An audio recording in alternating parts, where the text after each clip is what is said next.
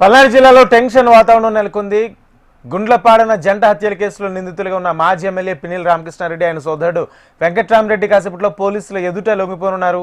ఈ కేసులో పిన్నెల్లి రామకృష్ణారెడ్డి A6గా ఉండగా ఆయన సోదరుడు పిన్నెల్లి వెంకట్రామరెడ్డి A7గా ఉన్నారు.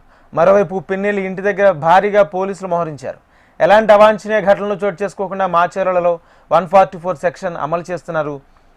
పట్టణ ప్రధాన కూడళ్లలో భద్రతా కట్టుదిట్టం చేశారు. ఈ క్రమంలో పోలీసుల తీరుపై ఫైర్ అయ్యారు పిన్నెల్లి బ్రదర్స్. తమ ఇంటికి రాకుండా బంధువులను సైతం అడ్డుకుంటున్నారని మండిపడ్డారు.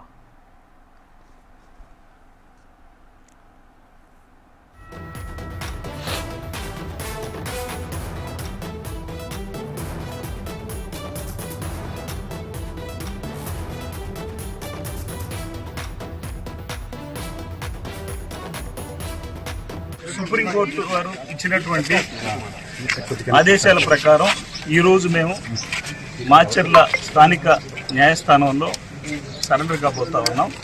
ఈ సందర్భంగా పోలీసు వారు ఇచ్చినటువంటి ఆంక్షలు చూస్తూ ఉన్నారు, మీరు అందరు గమనిస్తూ ఉన్నారు. మాకు మద్దతుగా వచ్చేటటువంటి వారందరినీ కూడా ఎక్కడికక్కడ దిగ్బంధం చేస్తూ ఉన్నారు. ఈ అంశాన్ని పూర్తిగా ప్రజలు గమనిస్తూ ఉన్నారు. ప్రజాస్వామ్యంలో ప్రజలే ప్రత్యక్ష దైవం, వారే గమనిస్తూ ఉన్నారు. కాబట్టి వారే నిర్ణయిస్తారు రాబోయే రోజుల్లో ఏం జరుగుతుందని చెప్పేసి అనేది. వారి నిర్ణయం ప్రకారం ఎవరైనా సరే శిరసావహించాల్సినటువంటి బాధ్యత మనందరిపైన ఉంది. ఇది ప్రజాస్వామ్యంలో ఈ రకమైనటువంటి పద్ధతి చేయడం అనేది ప్రజలు గమనిస్తూ ఉన్నారు, వారే నిర్ణయిస్తారు.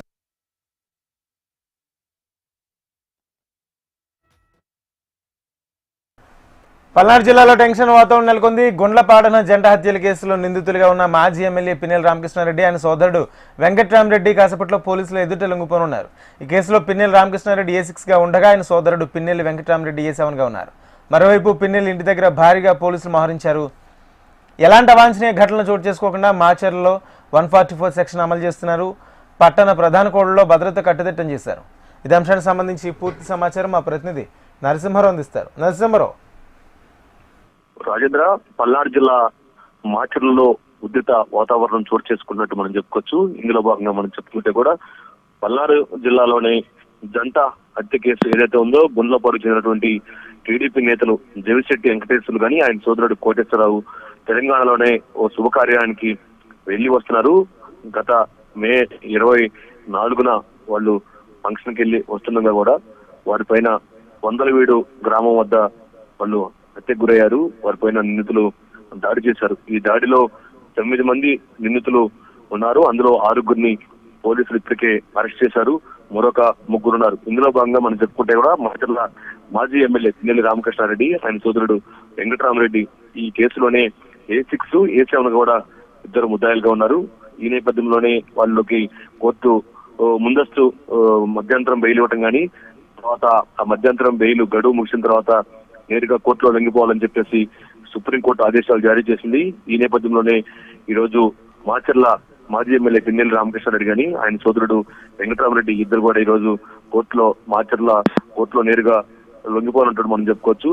అయితే ఇందులో భాగంగా మనం చెప్పుకుంటే కూడా ఈ మాచర్ల పిన్నెల్లి సోదరులకి సంఘీభావంగా కూడా మద్దతుగా వైఎస్ఆర్ కాంగ్రెస్ పార్టీ నేతలందరూ కూడా రాష్ట్రం నుంచి కూడా వాళ్ళకి సంఘీభావం తెలిపేందుకు ఇటు పల్నాడు జిల్లా నుంచి గుంటూరు జిల్లా నుంచి మాజీ ఎమ్మెల్యేలు కానీ అంతేకాకుండా కూడా ఎమ్మెల్యేలు కానీ మాచర్ల చేరుకునేందుకు ప్రయత్నాలు చేస్తున్నారు. ఈ నేపథ్యంలోనే పోలీసులు ఎవరో కూడా మాచర్ల పట్టణానికి రావడానికి అనుమతి లేదని చెప్పేసి కూడా ఆంక్షలు షరతులు విధించారు. ఇందులో భాగంగా 144 సెక్షన్ కానీ 30 యాక్ట్ కానీ అమల్లో ఉంది.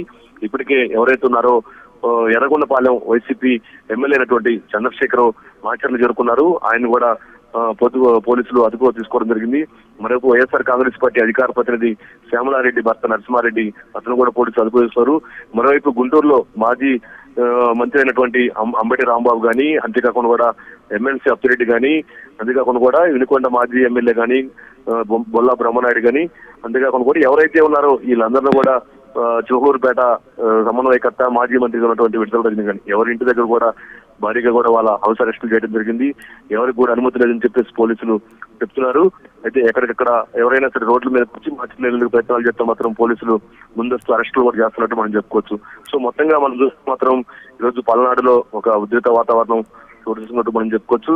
మరి కాసేపట్లో ఈ మాచర్ల మాజీ ఎమ్మెల్యే రామకృష్ణారెడ్డి గాని ఆయన సోదరుడు వెంకటరామరెడ్డి గాని మరి కాసేపట్లో కోర్టులో లొంగిపోనున్నారు. Rajendra. Right, thank you Narasimha Rao.